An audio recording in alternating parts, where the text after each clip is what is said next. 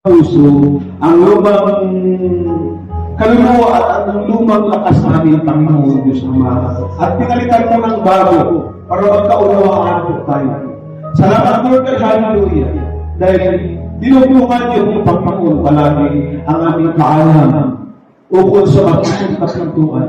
Lord God, hallelujah, wala kaming nananangis sa buhay namin, Panginoon Diyos Ama.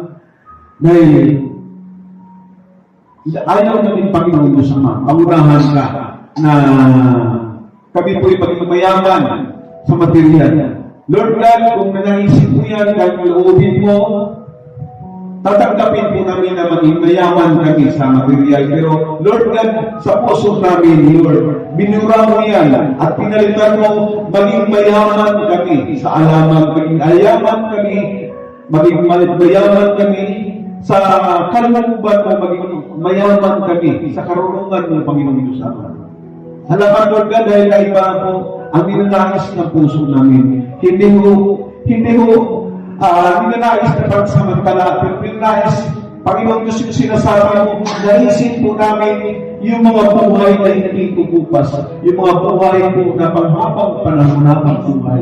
At salamat, Lord God, hallelujah, sa kunting panahon, inabot mo po, Panginoon, sa bawat puso kami nagpapataya, sa bawat puso pinawag mo, Lord God, ang iyong paumarin, ang iyong puso po, Panginoon, na dakila sa lahat, ang iyong puso po, Panginoon, na kung saan puso-puso ng kabutihan. Salamat, Lord God, dahil hindi po pag-uho ang aming nararanasan sa Panginoon Diyos Ama sa panahon ngayon na kami po ay naging nakipag-isa sa iyo. Kundi Panginoon Diyos Ama, kaligayahan po na sa araw ng linggo, Lord God, nauna ka namin. Sa araw ng linggo, ikaw, Panginoon Diyos, nagliliwanag sa puso namin. Panginoon Diyos, wala kang idalangin. Pangalawang dalangin ko, liban sa akin sa aking pamilya, Lord, ang mga tao po, Panginoon Diyos Ama, na kung saan pinadalhan mo po, Panginoon ng awa. Lord, kaawaan po sila.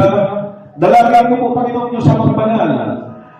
Yung ibinangon mo sa ating abalalan mo, I pray, Lord God, mangyayari po ang po yan, kailang alisin sa tanas. Panapiliin mo yan po, Panginoon Diyos Ama, dahil wala kaming inaasahan po, Panginoon Diyos Ama. Wala kaming sinasandalan, wala kaming Panginoon Diyos Ama, sandata, kundi yung pag-ibig ngayon na bumabalot sa amin. Salamat, Lord God, hallelujah, dahil sa bawang lakad namin sa isang linggo, nariyan po, Panginoon, nagmamanifest na kasama kami araw-araw. Binangon mo kami, ginising nyo kami tuwing umaga, at Lord, binibigyan nyo kami panibagong lakas, Lord God. I pray, Lord God, hallelujah, in the mighty name of Jesus. Walang karapatan sa tanas na kami po kainahin. Walang karapatan sa tanas, tutunawin ang aming panampalataya. Walang karapatan sa tanas na hahandaman po, Panginoong Diyos Ama, yung ginawa nila doon sa aklat ng Daniel, yung pagpapala na dumating hahandaman po nila. Lord God, in the mighty name of Jesus, panahon po ito po, Panginoong Diyos Ama, na sa oras namin ngayon, matatanda po namin, Panginoong Diyos Ama, yung pagpapala po, Panginoong Diyos Ama, nagmumula sa maraming bintana po, Panginoon, na binubuksan yung para sa amin. Salamat, Lord God. Ang kahilingan po namin na magkaroon kami ng kalakasan, hindi niyo pinagkait po, Panginoon Diyos Ama. Salamat po, wala kami mabigat na karamdaman. May mga karamdaman, pero Lord God, sa isang tawag po namin, yung hiwala po sa makapangyarihang pangalan ni Jesus sa amin. Kahit sa bahay, kahit sa pagtulog, kahit sa trabaho, nariyan po sila po, Panginoon Diyos Ama. Alam namin, susubuin mo po, Panginoon Diyos Ama, ang banal na Espiritu Santo para sa aming panalangin. Siya po ang magdala po doon sa trono ng iyong biyaya. At Lord God, salamat po dahil po pangalan po namin, Panginoon Diyos Ama, ay nakasulat po dito sa banal na akit ng buhay. Salamat po, Panginoon Diyos Ama, sa kabutihan. Salamat po sa pag-ibig na binigay niyo sa amin.